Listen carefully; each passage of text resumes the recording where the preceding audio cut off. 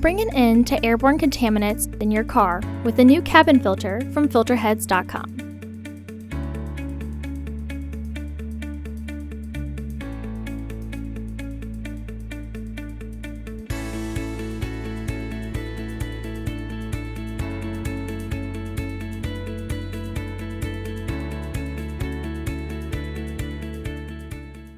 The cabin filter is located on the passenger side of the vehicle, behind the glove box.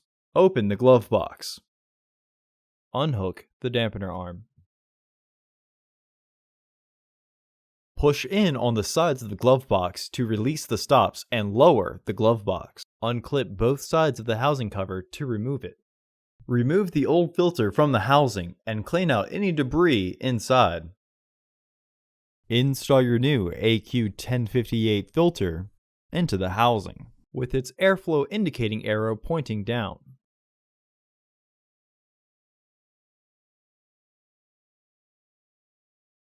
Reinstall the housing cover.